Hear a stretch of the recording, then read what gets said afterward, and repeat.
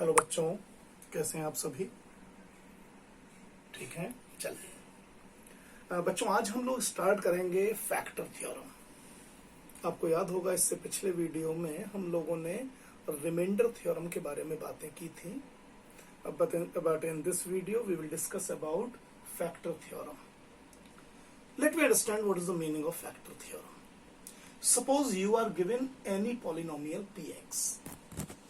You are given another polynomial gx and they want to know whether gx is a factor of px or not.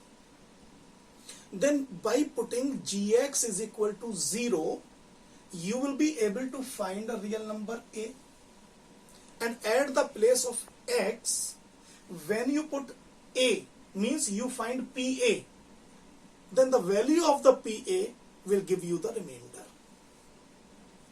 Now question arises, in case if gx is a factor of px, then remainder must be equal to 0. It simply means when we will put a at the place of x and we find the value of pa, then the value of pa must be equal to 0. In case if gx is a remainder, gx is a factor, तो remainder 0 होना चाहिए ना। यही factor theorem है। Factor theorem सिर्फ remainder theorem से इतना अंतर देती है कि भाई आप रिमाइंडर निकालिए एज पर रिमाइंडर थ्योरम, और in case if reminder is 0 then you can say that gx is a factor of px। Simple सी बात है, हम पहले से इसको बहुत छोटी क्लासों से हम ये बात जानते हैं कि अगर फैक्टर होगा तो रिमाइंडर 0 आ जाएगा, नहीं होगा तो जो भी वैल्यू मिलेगी वो रिमाइंडर थ्योरम से फाइंड आउट हो जाएगी। So what factor theorem is saying? Factor theorem is saying कि let px is a polynomial, degree must be greater than 1, and let a is any real number, कोई भी real number है ये। तो if by putting pa is equal to, you will get 0 at the place of x. When you put 0 and by the remainder is 0, then you can say that x minus a is a factor of px. आपने x minus ए से इसको divide किया तो आपने x की जगह पर a put करके देखा, जो भी वैल्यू आती है वो रिमाइंडर है, लेकिन अगर वो वैल्यू रिमाइंडर की वैल्यू 0 है, इसका मतलब x minus A must be a factor of px. Reverse is also true. मान लीजिए मैं आपको पहले से ही कह के चलूं कि नहीं भाई x माइनस ए तो फैक्टर है, आपको चेक नहीं करना, यहां पर तो आप पुट करके देखेंगे, चेक करेंगे whether it is a factor of not. लेकिन अगर मैंने आपको ये कह दिया कि x minus is a factor of px, तो ये बिल्कुल अंडरस्टूड है कि अब जब हम pa निकालेंगे तो वो 0 आएगा ही। देखिए यहां दोनों बातों को समझिए।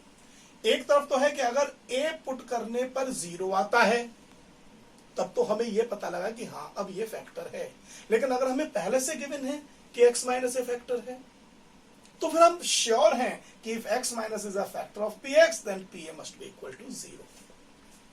ठीक, बड़ी बात सीधी सी है।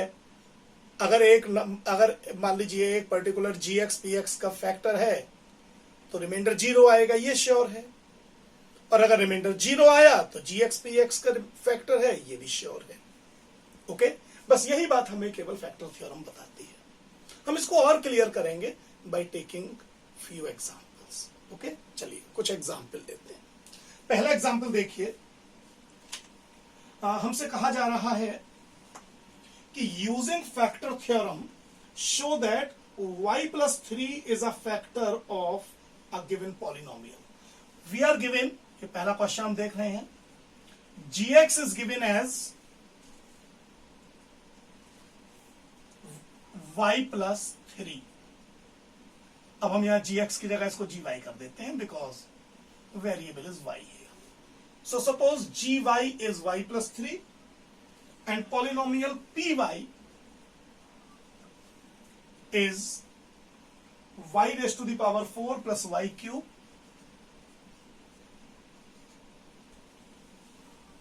then minus 7y square minus y plus 6, and we have to show that, हम ये जानकर ये देखेंगे कि क्या ये इसका फैक्टर है। हमसे कहा गया है शो करिए कि yes it is a factor. अब या फिर क्वेश्चन अराइज होता है कि अगर ये फैक्टर है तो जब भी हम y के प्लेस पर -3 पुट करेंगे, इसकी वैल्यू 0 आनी चाहिए। चलिए हम चेक करके देखते हैं। ठीक, y + 3 is equal to 0 implies y should be equal to -3, जो हमारे लिए अब a का काम करेगा। And now we will try to find out the value of p -3। देखते हैं क्या आता है। If it is 0 then definitely gy must be a factor of py। -3 put करते हैं, it will be -3 power 4 plus -3 power 3 -7 -3 square minus of -3 plus 6। -3 power 4 is 81, -3 cube is -27, 3 3s are 9, 9 7s are 63, plus 3 plus 6। Just check, पहले plus ले लेते हैं। 81 plus 3 is 84, 84 plus 6 is 90, so plus 90, इनको भी they are 90, so what we are having 0। so we are observing yes, remainder is 0, and that is why we can say that gy is a factor of py। हमने put करके देखा a को, और जैसे ही हमें pa की value 0 मिली, हमने मान लिया कि x minus a is a factor. Okay, note कर लीजिए इसको, पॉज करके हम अगले क्वेश्चन पर आ रहे हैं। ओके, देखिए नेक्स्ट, अब मैं इसको मिटा रहा हूं।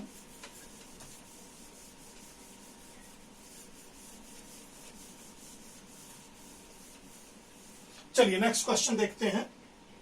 जैसे using factor theorem show that x minus 1 is a factor of x raised to the power 20 minus 1 and also x raised to the power 21 minus 1. This time gx is given as x minus 1.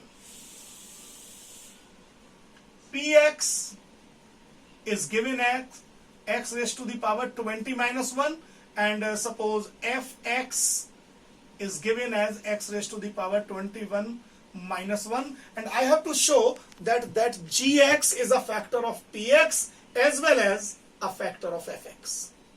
It is not a very difficult problem, because gx is equal to 0 implies x minus 1 is equal to 0, which implies x is equal to 1. That should be the value of a.